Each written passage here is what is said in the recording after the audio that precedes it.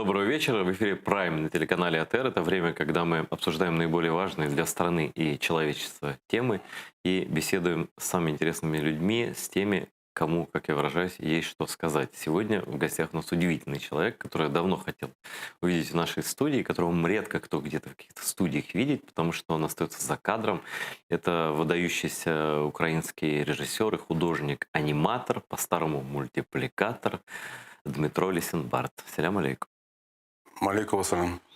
Здравствуй, дорогой. Да, вот где я и где мультипликация, но так Очень близко. Да, Да, вот. Я бы идеальный был бы герой для мультфильма. Есть пару шуток по этому поводу, но это за кадром я тебе расскажу. Ну, я тоже знаю, да. Единственный анекдот про мультипликатор, что я знаю про мультипликаторов, это «Ну погоди», и то, что актриса говорит, что ж ты сразу не сказал, что ты режиссер мультипликатора. Это все, что я знаю, да.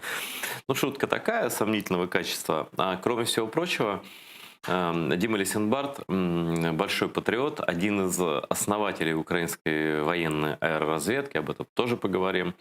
Дима большой просветитель, он снимает мультфильмы для детей на украинском языке, и не только для детей, об этом тоже поговорим. И о текущей политике тоже обсудим, поскольку пан Лисенбарт еще и активный очень гражданин. Напомнить вам хочу, что у нас есть телефоны в студии. Вы их увидите.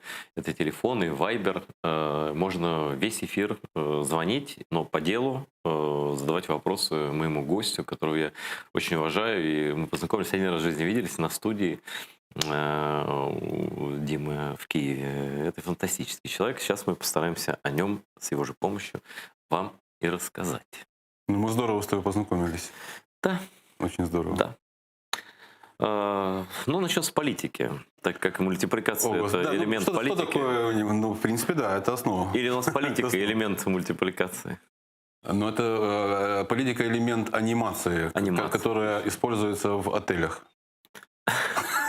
Скажи, пожалуйста, в чем это путаница анимации и мультипликации? Вот художник-аниматор и художник-мультипликатор. Да, есть очень четкая разница, хотя, в принципе, обозначает одно и то же, практически, ну, как бы мы делаем одно и то же дело, но мультипликация, слово multiply — это множение. Когда очень много картинок создавалось. Это слово было принято еще в Советском Союзе на заре создания анимации. Ну, это как рисовали же, вот, ну, погоди, да, вот эти диснеевские мультики. Этимология анимации — слово animation, оживление, что является более правильным, поскольку мы оживляем не только зверей там, и животных, мы можем стол оживить, он может разговаривать, там, утюг может летать, как, не знаю кто, как аист, например, переносить маленькие утюжки куда-то там в роддом, например. То есть в анимации можно все, нету границ абсолютно. И тут самое главное посыл — это оживление. Поэтому и я во многом настаиваю, чтобы звучало чаще и больше animation. В этом есть более правильный принцип отношения и подход к этому процессу. Вот у нас в политике есть тоже аниматоры. Да, много есть интересных персонажи мультипликационные, и некоторые даже из каких-то старых, подержанных, осыпавшихся мультфильмов советских. Один из таких персонажей сегодня выступил, я прошу прощения за это слово, в парламенте. Зовут его Вітольд Фокін. Это первый заступник головы делегации Украины в тристоронней контактной группе. И огорошил он всех сегодня, все новости в этих его высказываниях, следующей цитатой, которую я хочу обсудить с Димой, который, в общем, имеет отношение к фронту и к войне с Россией. Давайте посмотрим этот перл и обсудим. А с него начнем. Війни. Я не політик, і зробити якесь визначення цього я не можу, бо жодного підтвердження того, що там йдеться війна між Росією і Україною, поки що я не бачу. Вот видишь, он сказал, я не бачив. Это что он же не сказал, там нету. Говорит, я не бачив. А он не видел. Понятно, хитро? То есть вот он манипулирует фразами очень четко. Он понимает, он же старый боец, он же ЦКшник, он же давно сидит, он понимает, что он говорит, он знает, как бухать с такими же, как он. Давно сидит, но не там. Да, там, да. Да. И украинского в этом человеке, нам это мое оценочное суждение, только то, что он размовляет украинскую мову, а все остальное это какой-то не буду оценивать, что это такое, и потребовали уже отставки и комитет Верховной Рады, и все. Зачем таких людей туда? Как эти люди могут заниматься чем-то вообще, да. И ты человек, тоже человек не только искусственной войны. Ты знаешь, что там на самом деле происходит. Вот что бы ты ответил, ну не ему даже, да, понятно, ну вот на это. Что там Россия, я не видел Россию в войне против Украины. Фокин там не был, его там не было. Поэтому он не видел. А он в капсуле Я находился? думаю, он прекрасно понимает, о чем он говорит. Он знает, что там есть Россия. Они все знают. Это манипуляция, подсовывание фактами. Жонглирование фактами. Знаешь, когда говорят, что он в маразме. Не-не, это дяди не в маразме. Эти дяди хорошо лечились в разных пансионатах, у них постоянные проверочки, они следят за собой. Они даже когда после того, как побухают где-то на каких-то съездах, они потом ложатся где-то там в Ворзеле поотдохнуть, там в Феофании. Они за собой очень хорошо смотрят и следят. Там старческий маразм очень редкая история. Да, я тоже с тобой согласен. Ну, что ты думаешь, отставит этого товарища? Зеленскому обратилась комитет? Я думаю, что он как разменная карта. Угу. Просто кинули на стол карту на отвлечение хода. Какой-то ход будет еще другой. По моему мнению, закончился кадровый ресурс в команде Зеленского. Закончились бабки. Ну, не до такой же степени. Ну, слушай. Видимо, до такой. Ну, реально все разбежались. Большинство разбежалось. И они же сами повольняли. Ты же видел это интервью с Богданом? Я не думаю, что это вранье. Ну, Богдану тоже верить, он же обижен. Согласен, но есть пару фраз здравых было. Особенно про отсутствие финансирования партии «Зеленых». Ну, раз мы начали с политики и с войны, я хочу показать, вот наизнанку выровнять эфир и показать сначала то, чем Дима Лисенбард занимается с 2016 года, а это украинская аэроразведка. Это важнейшая часть войны, и в частности войны, которую ведет против Украины Россия на востоке Украины. И я вот об этом хочу Диму расспросить. Сейчас хочу, чтобы мы посмотрели такой клип про украинскую аэроразведку на ее странице в Ютубе.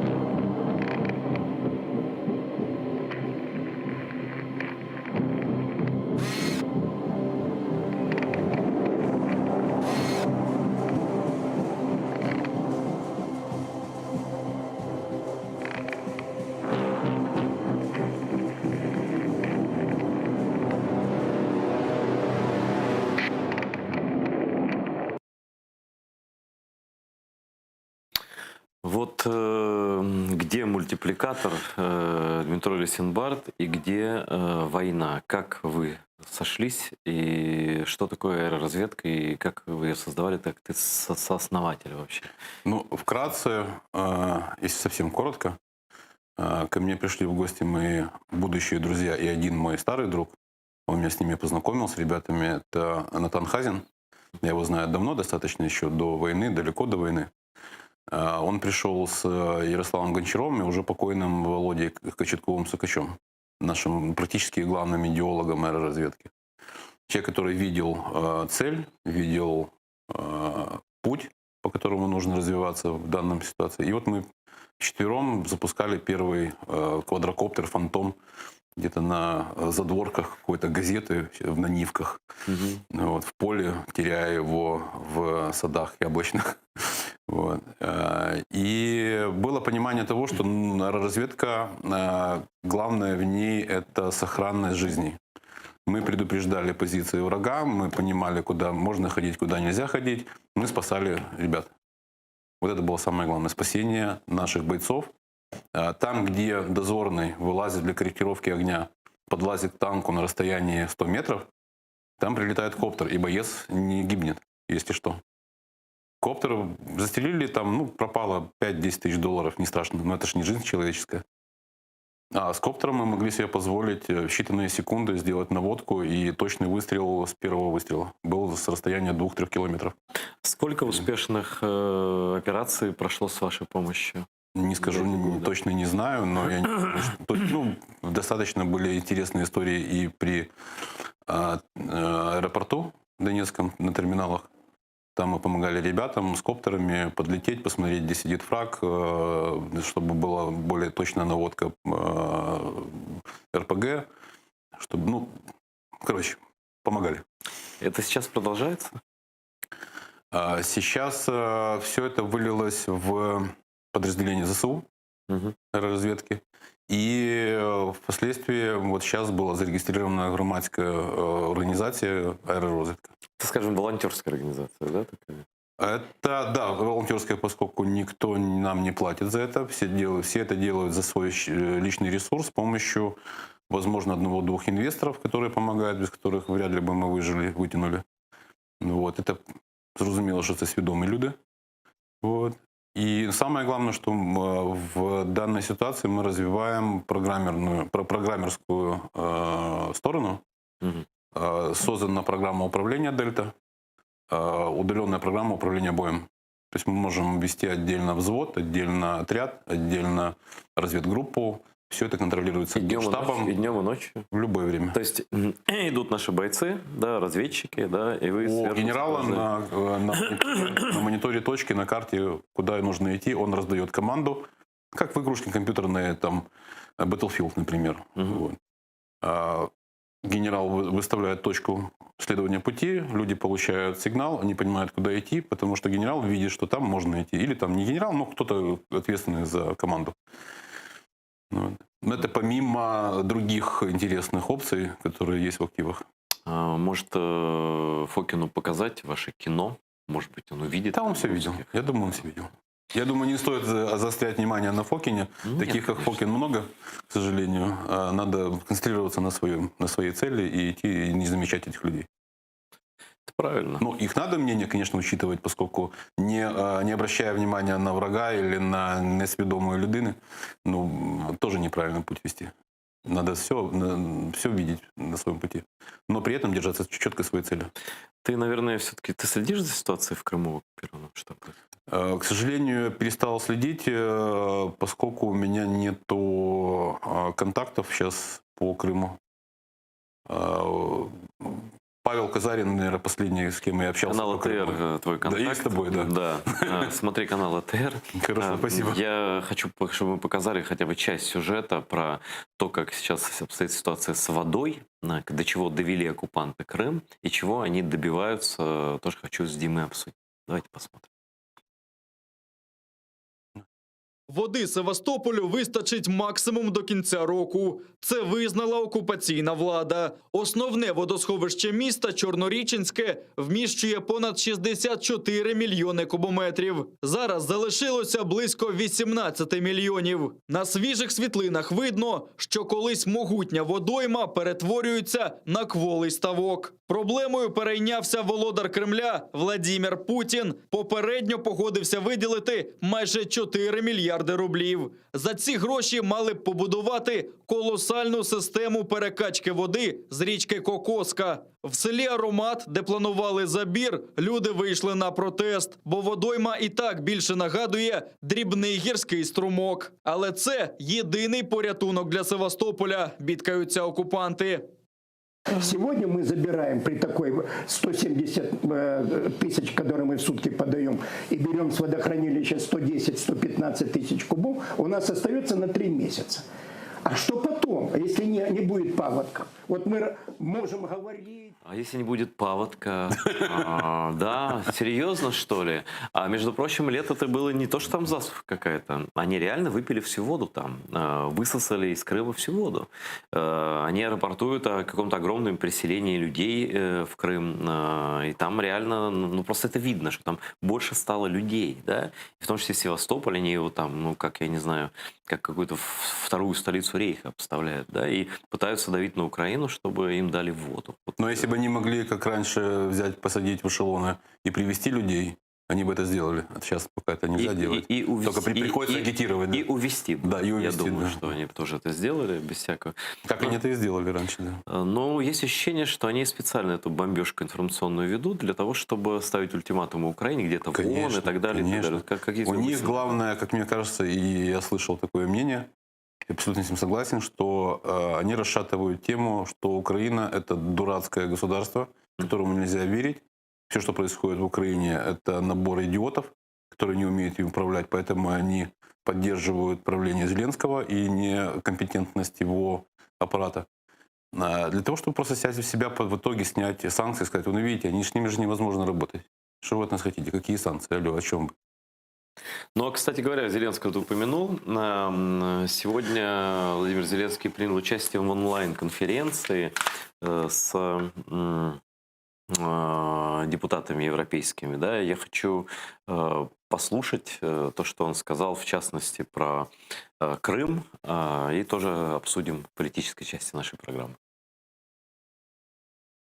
Крім економіки, грошей, для нас важлива геополітична підтримка. Окремі речі, на які ми хочемо звернути увагу, це поява й наша пропозиція Кримської платформи. Майданчика, на якому ми хочемо обговорювати найважливіші гуманітарні питання. Питання допомоги всім українцям, як кримським татарам, так і українцям, які потрапили за ґрати на території Криму, так і вже перебувають у Росії. Це повернення, звільнення цих громадян, а також деокупація Криму.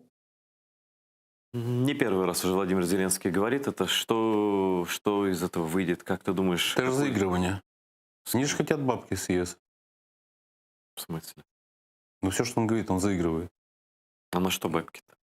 Ну им же нужны деньги. Ну это ж... Всем нужно. Но тут речь идет про площадку. Тут понятно, что там же больше всего политзаключенных и крымских татар захвачено, да? И понятно, что Путин про Крым вообще не говорит. И, в принципе, надо что-то делать, чтобы где-то про Крым говорить. Но вот Зеленский уже не первый раз выступает. Но я не знаю, чего от Запада ждать. Макрон же сегодня опять сказал, или вчера, что если мы хотим мира, мы должны работать с Россией. То есть еще не наработался еще. Это катастрофа. Ну, Макрон понятный рупор. Давний. Макрон молодец. Путинский. А почему эпоха таких людей, Путин, вот как Путин, Трамп? видишь, извини, он не может напрямую говорить о Крыме, в принципе, ну, по понятным причинам. Ну, да. Поэтому он включает другие голоса. Вот тебе и Зеленский. А что ты скажешь про Трампа? Вот, Трамп, ну, я вообще сложно сказать что-то про Трампа, поскольку, скажем так, каким бы ни был Трамп, в Америке существует непоколебимая история с Конституцией, и что бы ни делал Трамп, он вынужден делать все для блага Америки. Какой бы он ни был. Так он даже налогов не платит. Он там Но это да, наверное.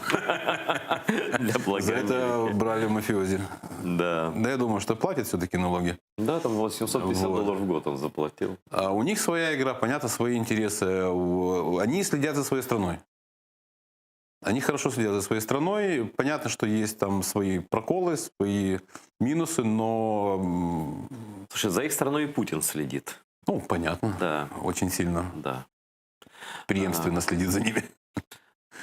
Что ты думаешь по поводу войны, которая сейчас началась между, ну, фактически между Арменией и Азербайджаном? Происходит она на территории юридической Азербайджана, вокруг Нагорного Карабаха. Что это? С чего вдруг? Почему сейчас? И что будет делать Путин, у которого там и интересы, и в армии там в Армении стоит и так далее? Что будет делать Эрдоган? Есть какие-то идеи?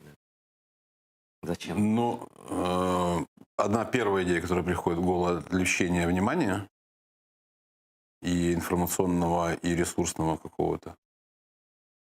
И вторая причина – это просто естественный нарыв, который прорвал. Ну, он нарыв давний, да, он, конечно, Это очень должен давний, был как когда-то- Сухуми и Грузия, когда-то прорваться. Как безусловно. Чечня, как многие Ну, кстати, вот подобные поводы. насчет того, что это, возможно, даже и какой-то договорняк, в котором Путин участвует. Все может быть. Да, вот, Мы же не слушай, знаем точно. Путин настолько циничный, что называть это- там... Он может сколько угодно раз говорить Армении, что она его союзник, а в итоге Нет, забирать... ему верить невозможно. Это не тот человек, которому можно верить. Он по сути своей работает на себя. Все. Ну вот Макрон верит, хочет с ним А разговаривать. Макрон не то что верит, он явно вынужден. Где-то его взяли, Макрона, по старым КГБшным технологиям, 100%. Либо купили, либо где-то задерживают. За что-то его держат. Мгм. Либо помогает финансировать с флотом, либо еще как-то. Ну, Россия, она ж не первый день тренируется на разных странах. У меня есть один знакомый, который когда-то давно еще при Совке летал самолетами грузовыми, военными. И летали они с чешских аэродромов, вылетали в Африку. Мгм. Вылетало 2 Ил-76 и одна Мрия. Мрия летела в одну часть Африканской республики, а 2 Ил-76 в другую часть. Потому что за год до этого туда прилетело 2 КГБшника и разделило страну на 2 части. Итог – алмазы за оружие. То есть они вмешались платят. в одну страну, на двух сторонах. Сделали специальный конфликт для того, чтобы за оружие вынуть ресурс. Именно алмазы. Ну, говорят, что и конец 80-х в Армении и Азербайджане тоже было, до этого мне азербайджанцы говорили, армяне, что было вмешательство в КГБ. Ну так я же тебе говорю, я к тому, что технология вмешательства, она достаточно давно отрепетирована, она четкая, ей очень легко управлять, поскольку ты 2 человек сразу не найдешь, они ассимилируются в течение полугода, они создают свои ячейки. Это партизанщина чистой воды, но ГБшная. Они знают, они психологически подкованные, они знают психологию человека, они знают, как поссорить, они знают, как разделить, как надавить на патриотические чувства. А если мы говорим на странах африканских, где минимальное образование, то это же полплевка. Взять и поссорить, сказать, а Вася сказал, что ты дурак. Все, революция. И не только в Африке, не надо. ведь Да, я просто- привел изначально пример с Африкой, с Африканской республикой, и на ней, в общем-то. Ну, пример Кавказа, пример кучи стран постсоветских. Молдова, пожалуйста. Видишь, что даже не столько в недообразовании дело, а в доверии. Они играют на доверие. Они пользуются доверием изначально. Ты доверяешь человеку, как мы доверили. Потому что никто же не ожидал, что в Крым зайдут. Ты меня, Как можно было ты подумать, меня что- уважаешь, да. И вот это вот русское «ты меня уважаешь», оно типа где-то, думаешь, вроде ж, как они могли в Крым зайти? Это же нонсенс. Ты тоже не верил, да? что Я русские- понять не мог, как это. Я снимаю студию у предыдущего командира части Бельбек летной, Ошкенази. Он даже привез из своего кабинета картину. Ты, по-моему, видел самолет, это советский самолет летающий. Живопись такая маслом. Вот. И он рассказывал, что все в шоке были, но было время увезти самолеты, взять, поднять их и улететь. Можно было перелететь. Можно было все сделать. То ли не разобрались, то ли ждали командования главного, то ли какое-то замешательство было. Говорит, потеряли очень много именно на этой базе. А база одна из самых мощных. Да. Это же где-то под Любимовкой. в Севастополе. Заканчиваем с политикой. Да, давай. Это интересно, но, к сожалению, это все продолженная история, от которой мы никуда, конечно, не уйдем. Будем следить за развитием событий в Азербайджане, за всем остальным. Хочу продолжить про Диму Лисенбарта, мультипликатора. Дима сам придумал несколько YouTube-каналов, где он делает совершенно фантастические всякие феерические вещи, начиная с детей и заканчивая взрослыми. С чего начнем? С детей или со взрослых? Ну, давай со взрослых, поскольку по хронологии оно раньше началось. Угу. Вот посмотрите просто на образец мультипликации, клип. Образец мультипликации очень пронзительный. Там я вот реально, ну, это ваша реакция будет своя, да. Что делает Дима Лисенбарт? Это один из его жанров, это рисованная компьютерная, да, по-моему, живопись. Да, компьютерная. Но есть совершенно разные мультипликационные приемы. Давайте посмотрим этот клип.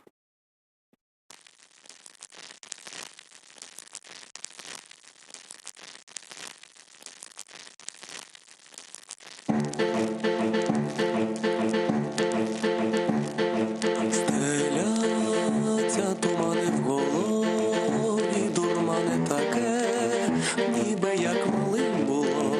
Я знов нап'юся, сам не розберуся, казала ж мені бабуся, не спіши. А я не послухав, не хотіли мої вуха слухатися. Тепер я не знаю, бабусі вже немає, не знаю.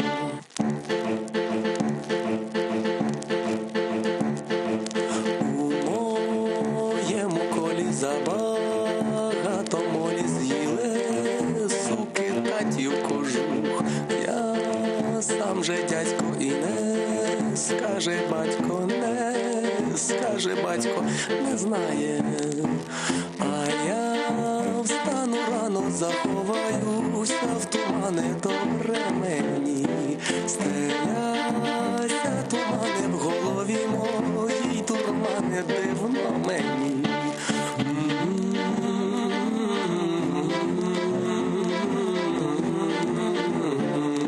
Стеляться тумани в голові моїй, турмани, дивно мені.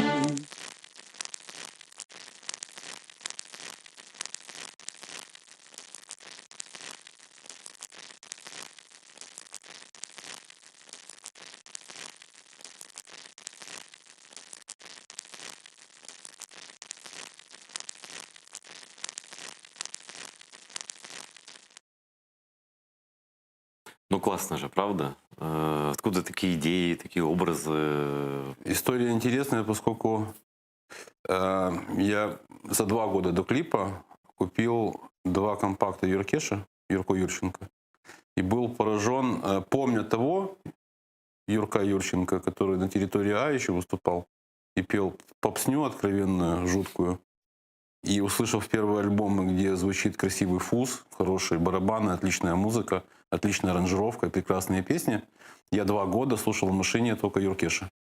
Слушал, до дыр заслушивался.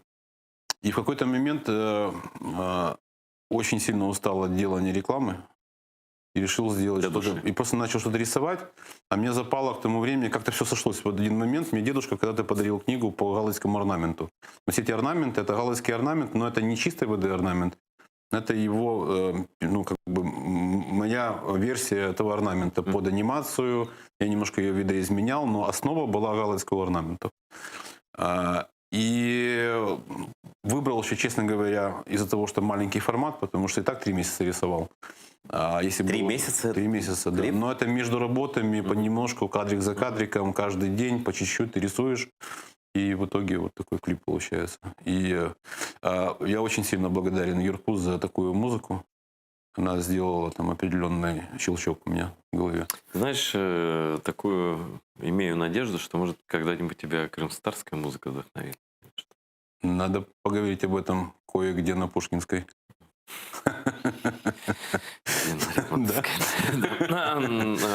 Маленькая мини-реклама. Что хотел еще сказать? Какой-то я хотел клип показать твой, а вот про детей. Я же начал, да? Давайте к детям. Да, вот вернемся. прям совсем дети. Вот, казалось бы, что такое мультики? Но кто смотрит ТТР, знает канал Ляле, как мы переводим мультипликационные фильмы известные на крымстарский язык с прекрасным дубляжом. Вот. И благодаря этому многие крымские дети начали говорить с самого детства на литературном, нормальном, хорошем, четком языке крымско-татарском. У Димы проекты связаны с украинской мовой пока, может быть, до крымской дойдет. Вот. Например, такой мультик для маленьких с твоего канала, который называется как? Baby Shark? Канал Першесвіт. Да, Першесвіт. Да, Першесвіт, это да. образовательный канал для детей. Вот тоже зайдите, посмотрите. Может, вашим детям щось сподобается там. Да. Ну, спасибо за рекламку, да. Да, что, мне не жалко делать. Першесвіт очень интересное название. Мы, если знаешь художника такого, Ермоленко Андрей. Да, очень хороший художник. Вот мы с ним в словесном бэтле придумали это название. Он поставил последнюю свою жирную точку в трансформации нескольких слов. Вот эта трансформация была 19 или 20, наверное.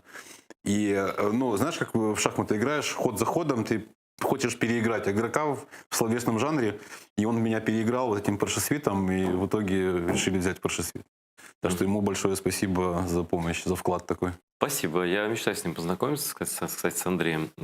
Приедет в Киев. А я тебя познакомлю. Все, заметно. А сейчас Андрюха познакомим, вот да я знаю, я представляю себе. Посмотрим детский мультик, который даже меня завораживает. Просто вот не знаю почему. Он такой простой для детишек украинской мовы.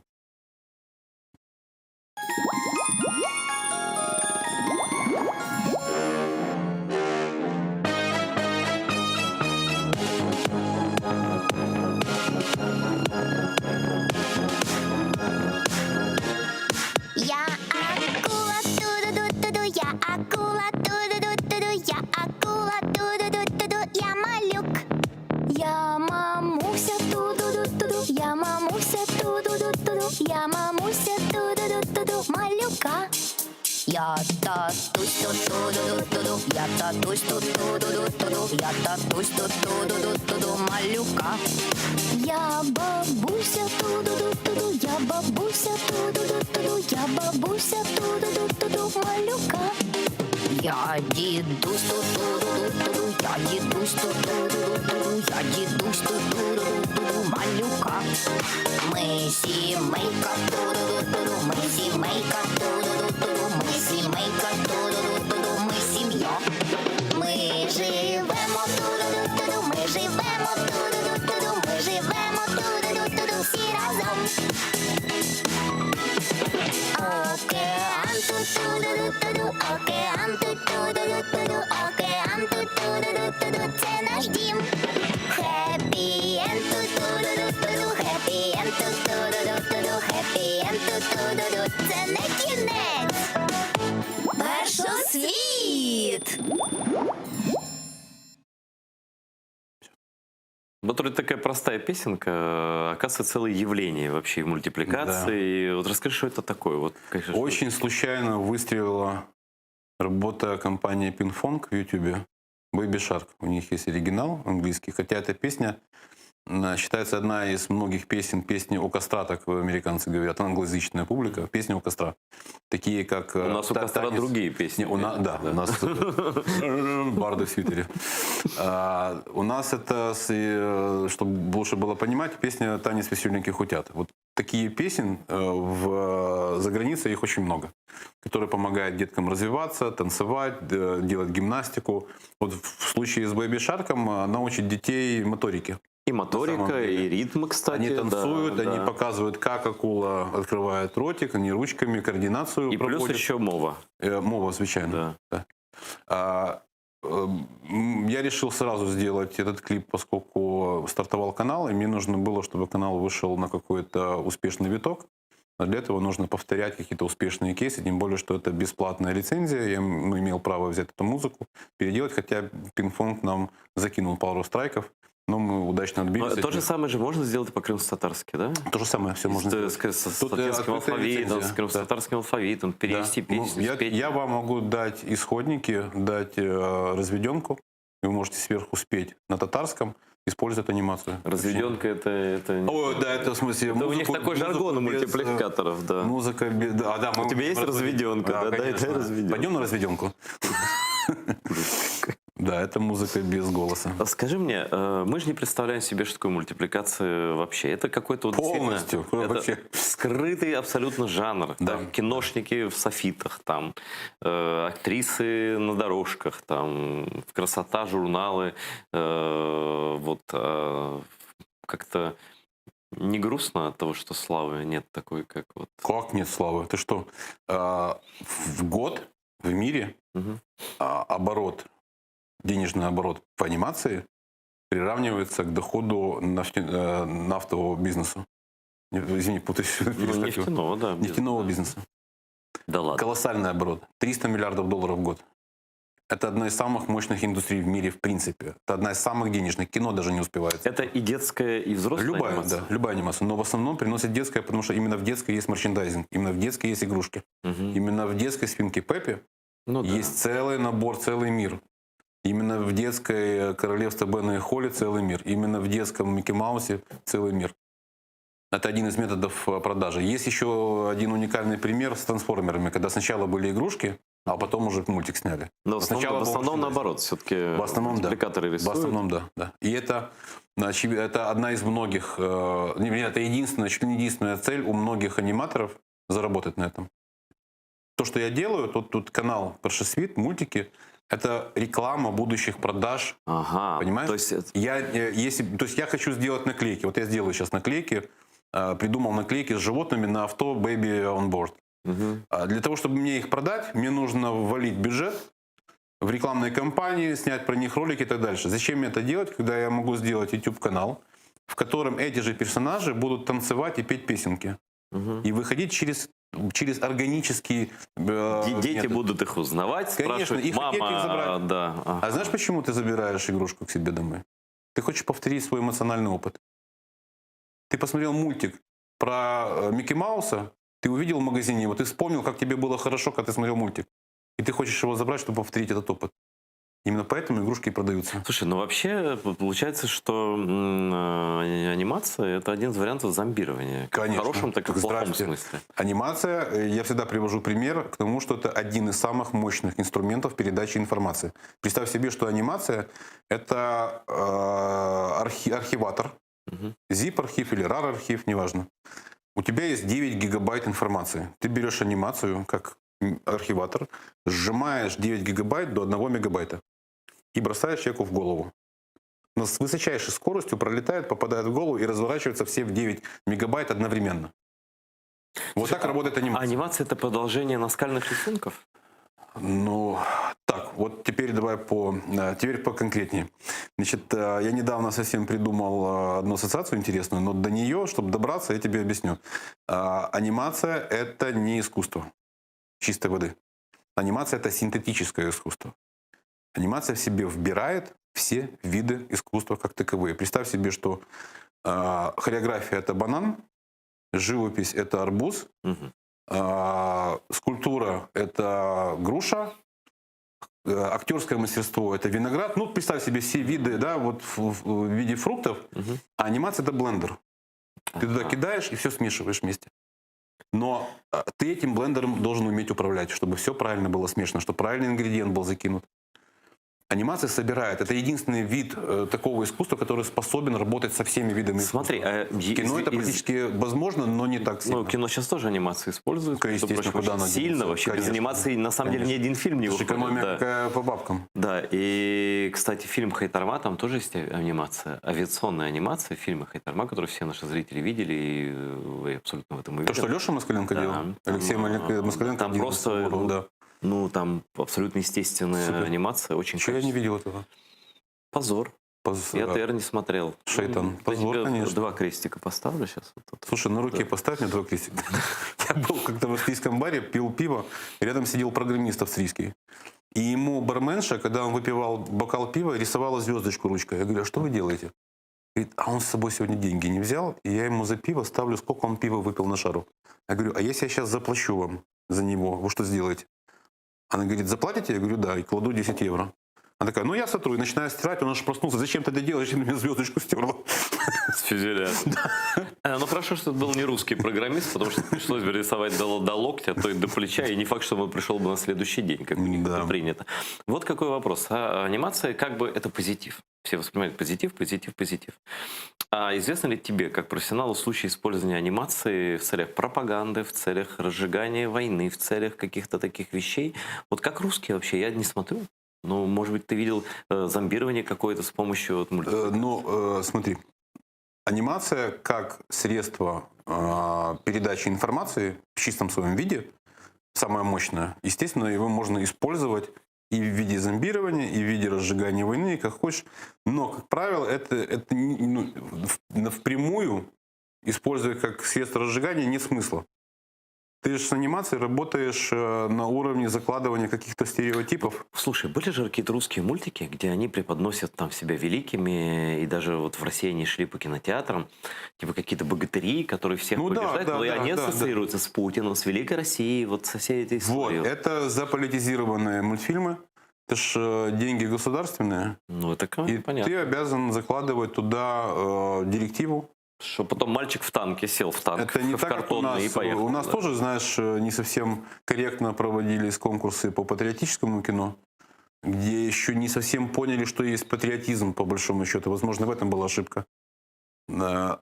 Но там в России это конкретно патриотизм. Вот до чего мы добрались. Понимаешь, это же не просто так. Ребенку делают из коляски танк, надевают ее пилотку. Как Это кошмар. Это может и смешно, а может и нет. Смешно, У меня, но это ужас. У меня был Ужас. случай, кстати, ты этого человека знаешь, не будем говорить, очень знакомый, но он какое-то время жил в Москве, да.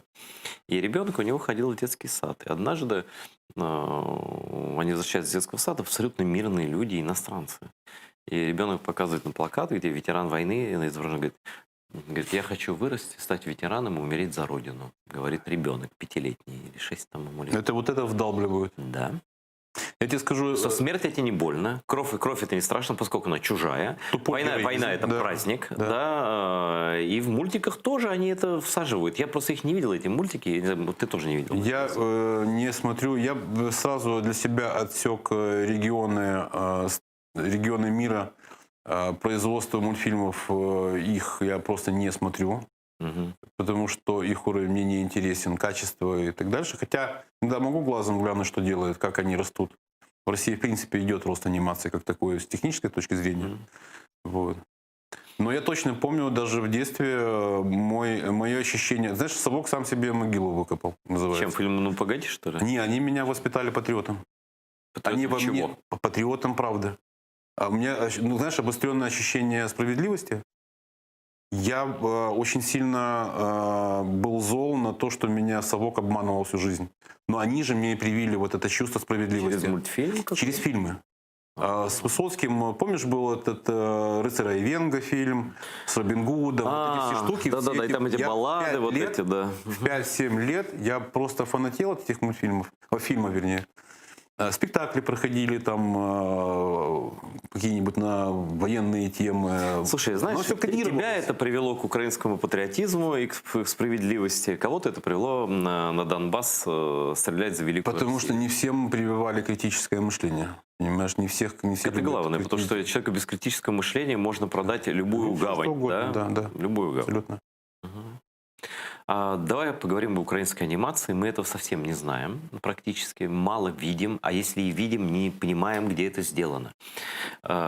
Ты участвуешь в фестивалях, твоя компания, ну это ты фактически, твоя компания. Ну да, скажем, у меня мастерская. Ну, да. Аутсорсинговая компания, мы пользуемся услугами, удаленными услугами специалистов для создания Ну, роликов. компания же небольшая, физически небольшая. Физически, да, небольшая, там 3-4 человека. Вот. И сколько таких компаний в Украине? Что мы производим? Что мы способны производить в анимации? На что обратить внимание? Например, родителям детей, которые живут в оккупации. Вот в Крыму люди живут, да?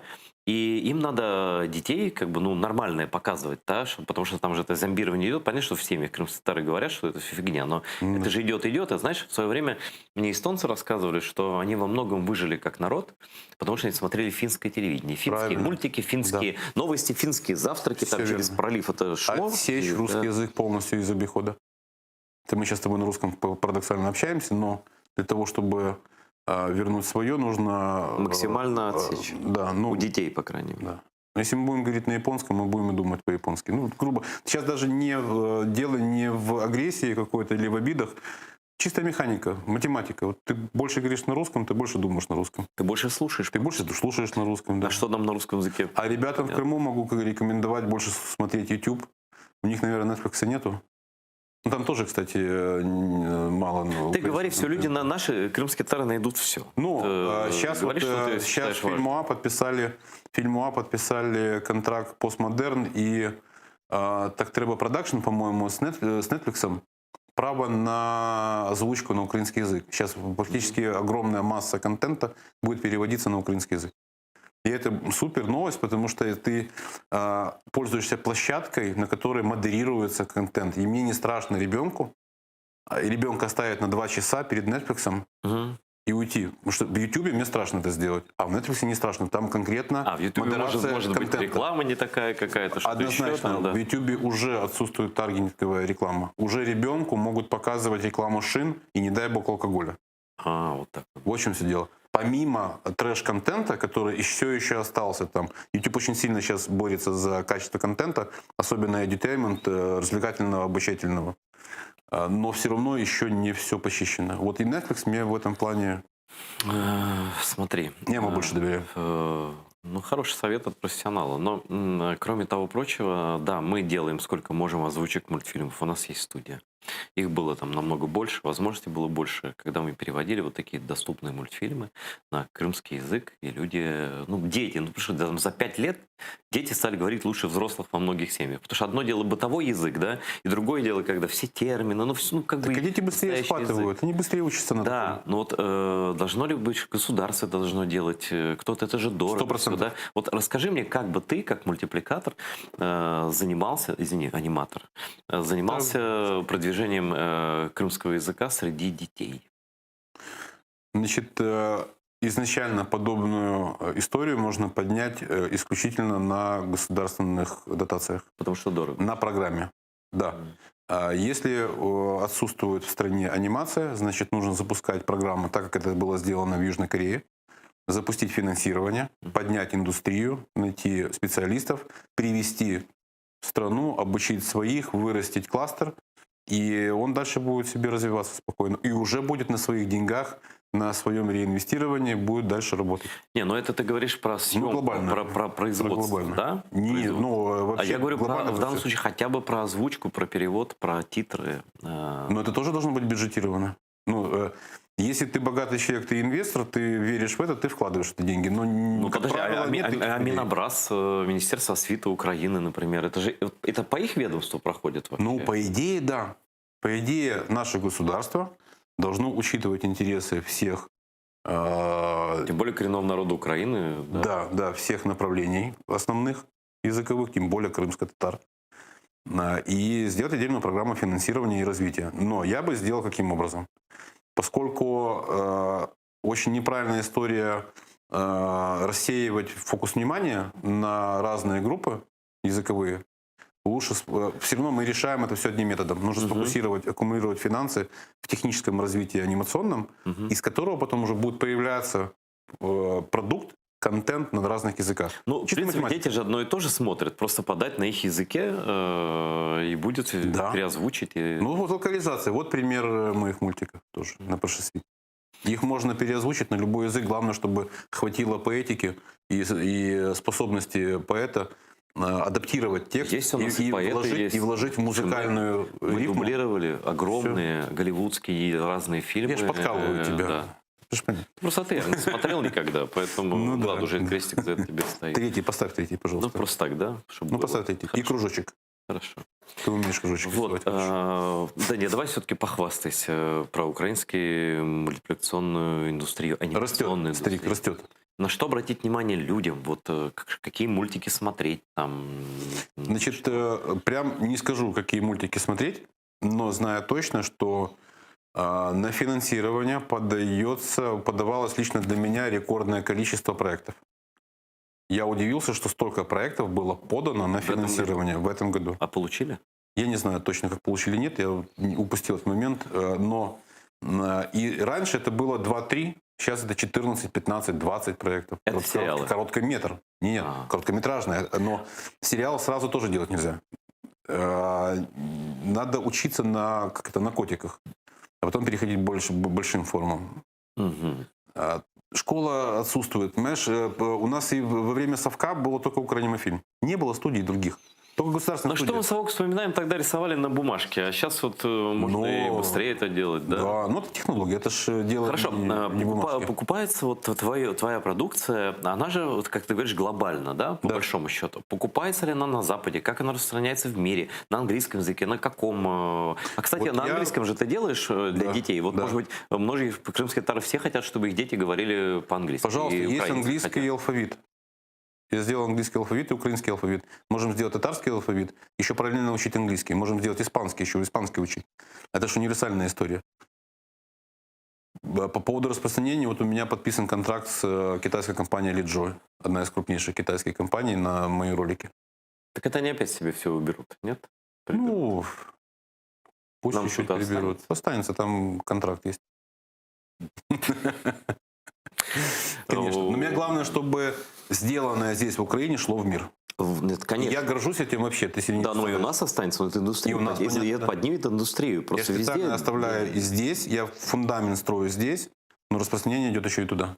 У нас 1,5 минуты осталось. Каким ты видишь будущее? Вот сейчас о детях конкретно хочу сказать. Каким ты видишь будущее украинской мультипликационной индустрии, которая должна полностью сознание людей, детей вытеснить язык агрессора? Вот мы с тобой говорили об этом до эфира.